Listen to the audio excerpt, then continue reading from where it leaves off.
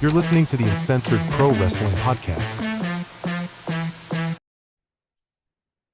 What is up, everybody? You're checking out the Uncensored Pro Wrestling Podcast. I'm your host, the Hot Commodity Ant, and I'm joined by our pay-per-view champion and my own Hot Commodity, the other Ant. How are you today on this Backlash Saturday? I'm okay. I'm excited. We have an early start to the pay-per-view. It starts at 1 o'clock over here Eastern time for us. 8 o'clock, I guess, in France. But we're covering WWE Friday Night SmackDown. For 6 hours ahead. For 6 hours. So. 7. Perfect. Well, we're covering WWE Friday Night SmackDown live in Lyon, France, the same site of Backlash today. The SmackDown came from May 3rd, 2024. And we start out SmackDown with the WWE Women's Champion Bayley, Naomi, Bianca, Belair, and Jade Cargill teaming up against a team of Tiffany, Stratton, and Damage Control. And Damage Control obviously have the women's tag team titles. This is a decent women's match. A lot of action took place here. They took their time with it. Jade Cargill basically powerhouses everybody in the match. Bayley hits Tiffany with a Bayley to belly, and then Bianca hits Dakota Kai with a KOD to get a 3 count for Bianca Belair, Jade Cargill, Bayley, Naomi. It was smart of them to have Dakota Kai take the pinfall because she's not involved in any of the matches at Backlash, so nobody really sort of lost. You know what I mean?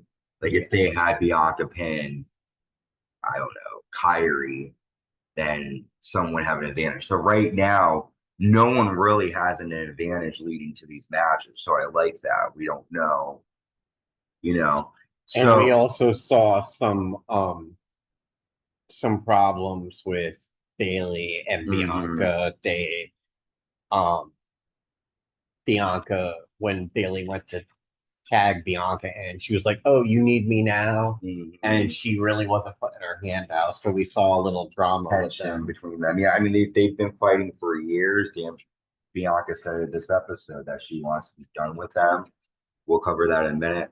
But what did you think of the match, though? Did you think it was a good match? Do you think everyone looked good together? This was Jade Cargill's, I thought Jade looked really good in this match compared to her other ones. Yeah, I liked it. And I also like Naomi's outfit, the France color. Yeah, that was cool. Yeah, I think Jade's looked good in every match so far. But yeah, she did a lot more in this match, though. Yes, they usually have her coming at the end and just clears out. Yeah. Speaking, you mentioned this. Bianca Belair is backstage with Naomi, Jade, and Bayley, and she's talking about how after Backlash she'll hopefully be done with Damage Control. And she looks at Bayley, and it looks like Bianca wants a shot at Bayley's title. What do you think? I could see that coming. Yeah. I just hope they don't do it right away. They've done those two against each other for so many times that they're great together. They have good matches, but I don't know. Well, I think Bianca's going to become a tag team champion today, so I don't think that's going to be a thing right away. Okay. So Carmelo Hayes is talking to Nick Aldis backstage, and then Bobby Lashley confronts him and tells him, "Hayes, if you need anything, give me a call." Hayes says, "I've got it." And he's like, "When's the last time, Lashley, you took a shot?" And Lashley basically says to him, "You have to learn to respect people, otherwise it'll be bad news for you." Or whatever. So down the line, we could probably see Lashley and Carmelo Hayes going at it. Little fair. Next, we have New Catch Republic taking on AOP with the Final Testament. This is a decent tag match. I didn't think it was going to be that good. New Catch Republic did a lot of their high-flying spots. AOP looks strong. Tyler Bate lifts up Razor and does a crazy airplane spin. But the end comes when Karrion Kross pretty much F5s Tyler Bate on the floor, allowing AOP to hit Pete Dunne with a final deletion. And Final Testament are going to Raw, so that was just sort of a match to make them look better. Anything you want to say about that match? Not really. That was recent. I don't know. AOP wars. Yeah, it was all right. It was good. New Catch Republic was. I like them. They always do good stuff. I definitely think they're going to be fast. Soon. Okay. Paul Heyman's talking to Nick Aldis backstage, and he wants Nick to pull Kevin Owens and Randy Orton out of the tag match. He tells Nick Aldis that what happens tomorrow is on him. He then reveals that he hasn't talked to Roman Reigns since WrestleMania.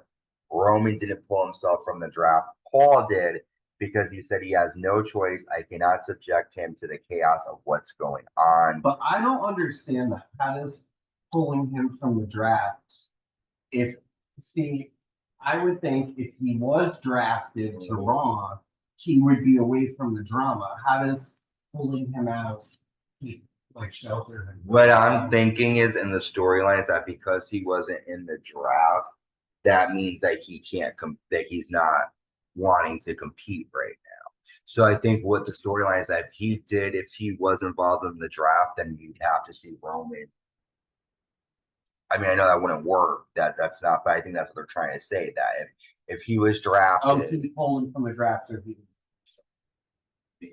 and see all the chaos going on. That's what I'm thinking. Yeah. So then Nick tells Paul, well, since you were able to pull Roman out of the draft, why don't you try to pull Randy Orton and Kevin Owens out of this tag match? So that was good because we got a little revelations here that Paul is sort of working on his own. He hasn't talked to Roman. He isn't the leader of this group, I don't think, but it's giving me old school vibes of Solo and Tama Tonga just taking over. There's rumors that we're going to see a new member later on today. Debut. I don't want to talk about that yet because I don't really like spoilers, but it looks like we're getting a new and improved Judgment Day, and we're probably going to get like a whole. They're going to build Bloodline. Sorry, thank you. And they're going to build up a whole new Bloodline. They're going to look really strong. And then what I think is going to end up happening is you're going to get Roman, Jay, and Jimmy against Solo, Tama, and whoever the new. That's what I think it's going to be a Bloodline Civil War because when Roman does come back, it's not going to be the same because Solo in his mind, in the storyline, he's already the tribal chief. Roman said, when I'm gone, you're the next man. He said, But he meant going for good. Maybe Solo wants him to be gone for good, and that's the whole storyline. Also, I think we're going to have to see Paul Heyman make a choice, or we're going to see Paul Heyman get kicked out of the I have a crazy feeling that Paul is behind all of this. I was going to say, I think he's always count your eggs in your basket. He screws over everybody. Right. I think we could definitely see Paul Heyman to Solo. He screwed Brock. He's back in 2002. He screwed Roman. Brock screwed Punk. Yeah, he did. He screwed Brock again. So everybody that he's with, he screws. And he can be acting like he doesn't know what's going on, but he could be saying like, Roman, your time's up. You lost. It's time for these guys. I don't think that's the case. I think he could turn and join them, but I really don't think he's a mastermind behind it. I mean, he might be, but yeah, I think we're going to see him turn, or maybe he'll surprise us, and maybe he'll be on Roman's side. Well, we got the RKO show up next. Kevin Owens speaks French to the fans, and then Paul Heyman comes out. Paul says there will be. Yep. Paul says there will be no RKO. I mean, what is it? RKO tonight. Roman has rules. Do the WWE and your family a favor. Back out of the match now. You're not fighting Roman. Roman, cared about certain things. You're fighting these guys who have no respect for anything. Randy goes, the biggest trash in the business is giving us advice. And Kevin's like, why are we going to listen to you when everything around you is falling apart? And then Randy says, who's the real tribal chief? And then Paul says, there is only one real tribal chief. And before he can continue, Solo and Tama Tonga attack Kevin and Randy from behind. They fight on the floor. Security guards try to separate them, but Orton attacks the guards and Kevin Owens dives onto the floor. And that's something you need to look out for. It's things like that where Paul Heyman never says it, And you think he's gonna say there's only one real tribal chief, Roman Reigns, but there's a reason they cut him off and he doesn't say. 100%. So I'm excited for this tag match because something's gonna hit the fan.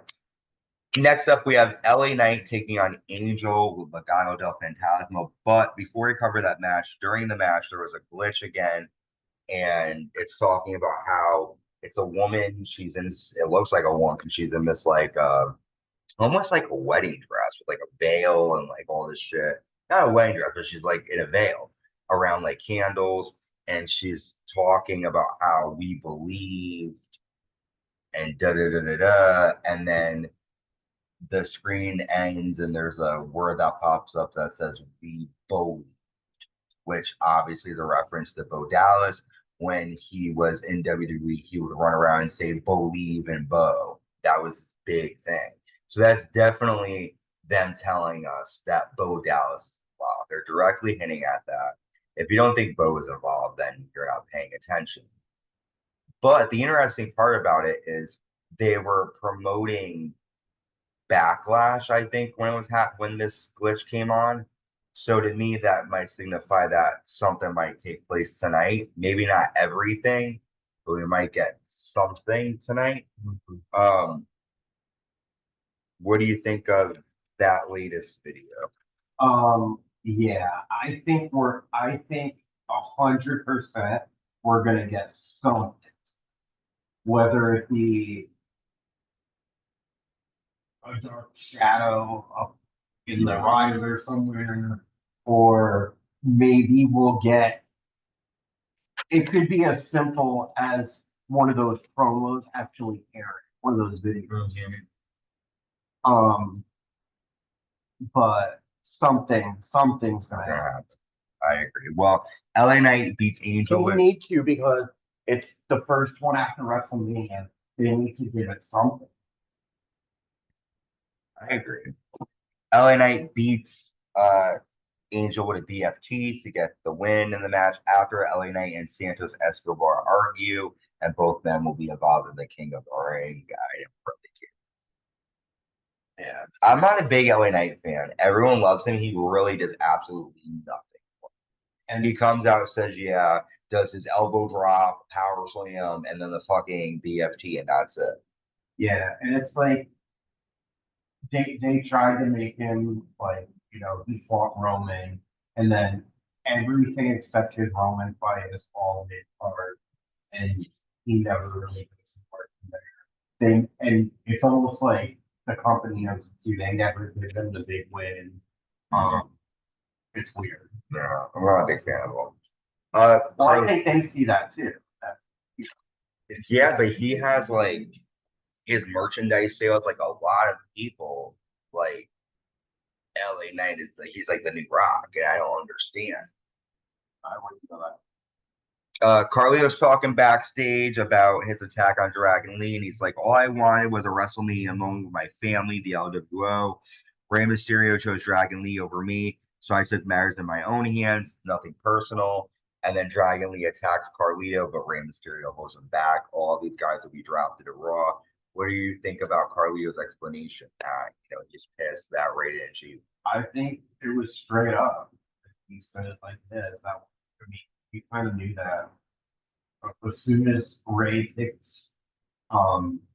Dragon Lee, it was like he should have picked Carlito. That's what I was gonna say too. I kind of like, to be honest, like I get it. I do too, and I think it's like kind of silly because Rey Mysterio is supposed to be like the ultimate good guy, and it's like he's making these really shitty choices, and it's starting like as a fan, like you don't really feel bad. Like he did the same thing to fucking Santos. He was supposed to team with him, and he chose, I think it was somebody, I don't know. I think it was Bad Bunny, or like he chose someone to team up with over Santos, and Santos got pissed and attacked him. And then same thing. It's like you keep doing the same thing. No. Santos got mad because he put Carlito in LWO. No, they were both going to the United States Championship. Yeah, he was mad about that, but then he was also pissed because he invited Carlito in the LWO. He said that I was supposed to be your like main person. Why do you need Carlito? And then Carlito comes, and then like he's doing stupid shit. Like you're choosing. Like if you know, like think about it, if you hurt a friend or somebody in the past, you're not going to do the same thing. Hopefully, you learn from that mistake. He literally just did this about 4 months ago, and he's involved in the same thing. But I feel like that's just lazy storytelling. Like, yeah, it's not really his fault. But as a fan, I love Ray, but it's just like you're an idiot. Yeah. Next, we have the WWE Tag Team Champions A-Town Down Under defending against the Street Profits. This was a good tag match. We saw Montez hit a rock bottom. Grayson Waller hits a springboard drop kick to Angelo Dawkins' leg. And then the end comes when Grayson Waller hits Dawkins with a flatliner, and Theory pins Dawkins to retain the tag team titles. A-Town Down Under are doing pretty good. They really didn't do a lot in this match. Yeah, I was just going to say, I hate when they make matches where like the other team does everything, and then the losing team out of nowhere does their end move, and it's over. Like, the Street Profits should have won that match. Yeah. Or give, like you said earlier, make it be like an equal match. Like if they're gonna win, don't have them like get beat up and then the last 2 minutes, okay, they got it. Have it be equal, because it does make the Street Profits look bad if Dawkins just got hit with a flatliner after these guys took a rock bottom, a fucking super blockbuster, all that. Right. All right. So our final segment of the night, we have the phenomenal AJ Styles and the WWE Undisputed Champion Cody Rhodes coming out to face off. AJ Styles says, "You're focused on all of this, all these people, and not on me." Cody says, "You absolutely have my attention. I grew up watching you." AJ says, "I don't need that crap. I'm still in my prime. You had the path in WWE laid out for you because everyone wanted the son of the American Dream, Dusty Rhodes. WWE welcomed you with open arms until you couldn't handle it anymore. You packed your bags and left. When I finally made it here, I had to prove myself, and I did it all on my own. You had Hall of Famers and legends watching your back at WrestleMania. I beat them all like I will beat you. I will remind you that I am phenomenal." Cody says, "Who are you trying to convince us? I know you are phenomenal. I endured many mistakes to get here. Tomorrow, I'm looking at you as my first. That's too sweet." And AJ goes to the too sweet hand motion, but AJ ends up slapping Cody Rhodes. And we'll talk. There's something that happens right after that, but let's talk about Cody and AJ first. Who do you think won that promo battle? Not AJ Styles. Yeah, I don't think so. I thought AJ did better. I don't know. It was just like everything he was saying. It's like, well, I mean, trust me, I'm not like a huge Cody fan, but like, he didn't like what was happening to him. He went on trying to do something else, and he had legends watching his back. Well, Roman Reigns had a whole group. It's like, I don't know. He didn't like make him look bad. I think the reason why they keep saying about Cody is that when Cody left, he was very vocal about how much he disliked WWE. The first pay-per-view they have, he comes out with a sledgehammer and destroys a fucking throne that has Triple H's symbol on it. So I think it would be stupid if they didn't say, "You fucking packed up and left." Like I literally, when I saw that on the pay-per-view, I was pissed. I was like, "Oh, this is a direct attack on WWE," and Cody was the main guy to do it. So it would be like almost having like fucking George Washington be like, "Hey, I'm going to join the British Army now." Yeah. After helping Bill, like, because I was so, you get what I'm saying? Like, it's like he left, he talked same thing. Exactly. But the difference is Everybody fucking loves CM. Well, because they love Cody too. They love And seeing he him. talked way more shit. They love Punk because he's like a rebel. He does crazy shit. He goes backstage. He fights with people. He's very controversial. They love it. They love all of that shit. Whereas Cody, he's like Suit and tie, shake hands, they kissing babies, all that shit.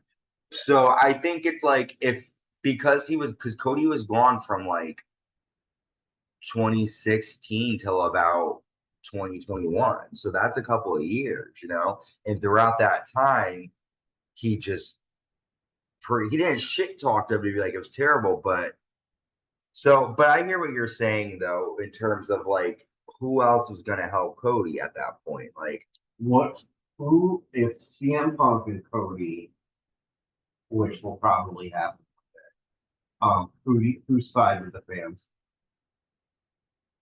depends on what they say. Like if Cody comes out and calls Punk a baby, the fans are gonna be behind Punk. If Punk comes out and says something about Cody's father, the fans are behind Cody. So it depends on who, or they're going to be just split and just root for both of them because they're both. But I could see them doing a champion versus champion match. Yep, they've done that Survivor Series when they had when they did. I don't want them to unify the titles again, but I could definitely see. Yeah, no, they would have. That would be like maybe even a WrestleMania. Yeah. Well, SmackDown ends with a brawl backstage between the Bloodline and Kevin Owens and Randy Orton, which I'm just excited for tonight's match. I think they're gonna go at it. I'm excited for surprises. But what was the moment of SmackDown for you that you liked, or was there anything? Yeah. I really like the opening. I like the damage control versus Jade and Bianca and Bayley. I liked the whole RKO and Paul. It was good. Yes, it was a decent episode. We're gonna be covering our Backlash predictions. That will be dropping shortly. We got less than 2 hours. Less than 2 hours for Backlash in France, and then we're gonna be dropping our recap of Backlash. More Attitude Era stuff on the way, and a lot more stuff coming. So until next time, stay safe and stay uncensored.